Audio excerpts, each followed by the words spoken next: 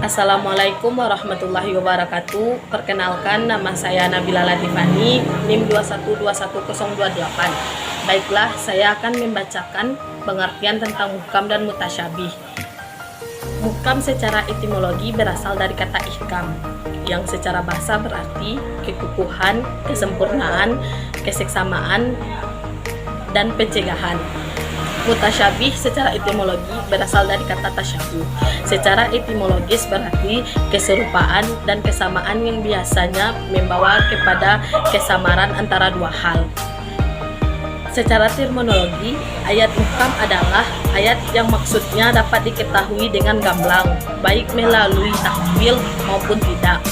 Sedangkan ayat mutasyabih adalah ayat yang maksudnya hanya dapat diketahui oleh Allah, seperti datangnya hari kiamat, Dajjal, dan huruf-huruf muqaddhah atau kelompok ahlu sunnah.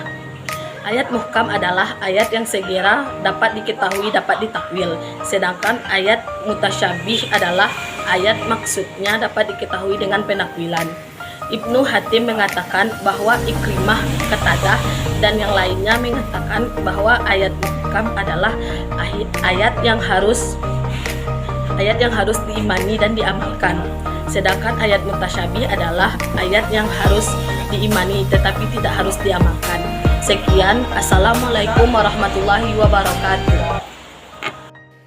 Assalamualaikum warahmatullahi wabarakatuh. Saya Etnika Kasmuati, NIM 2121039, ingin melanjutkan materi yang telah disampaikan oleh saudari Nabila tadi.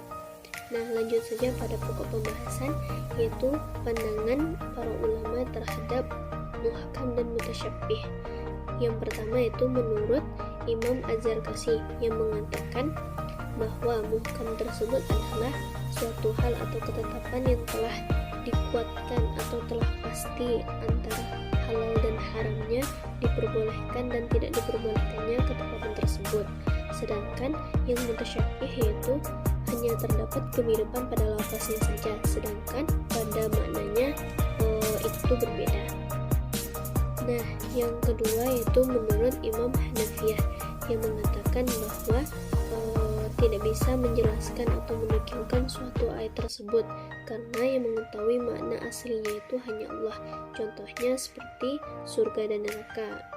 Kita sebagai manusia tidak akan pernah tahu bagaimana sih surga itu dan bagaimana sih neraka itu, karena wallahu a'lam bishawab. Nah, menurut para ulama yang ketiga atau pakar yang ketiga yaitu tentang ahli sunnah wal jamaah yang mengatakan pula bahwa segala sesuatu yang gaib itu hanya Allah lah yang mengetahui makna sesungguhnya. Contohnya dibalik kata nun atau dibalik kata-kata mutasyabihat atau ayat-ayat mutasyabihat yang tidak diketahui arti sesungguhnya. Contohnya Yasin, kan hanya Allah yang mengetahuinya. Nah, inilah yang mengetahui sesungguhnya hanya Allah, tidak ada makhluk atau siapapun yang mengetahuinya kecuali Allah. Contohnya seperti keluarnya Dajjal, hal-hal gaib yang lainnya, itu keluarnya Ya'juj dan Ma'juj, kapan tibanya Imam Mahdi dan Nabi Isa, dan hari kiamat.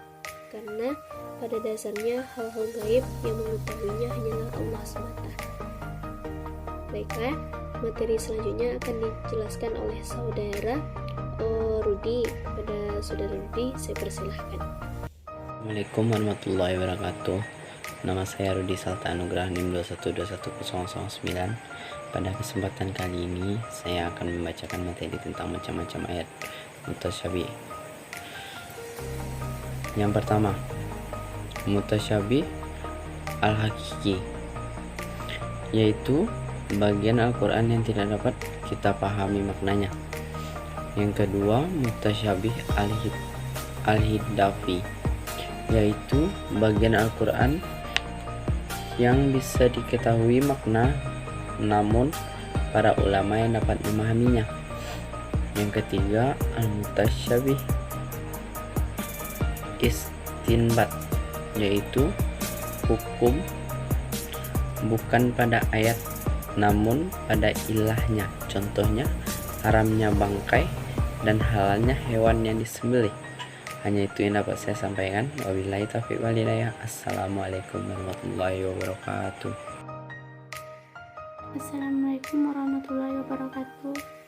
Baiklah, saya Rati Sapriani NIM 2121037 akan membacakan materi yang selanjutnya, yaitu urgensi mempelajari mukam dan mutasyabih. Mukam dan mutasyabih merupakan dua hal yang saling melengkapi dalam Al-Quran. Mukam sebagai ayat yang tersurat merupakan bukti bahwa Al-Quran berfungsi sebagai bayang penjelas dan petunjuk. Sedangkan mutasyabih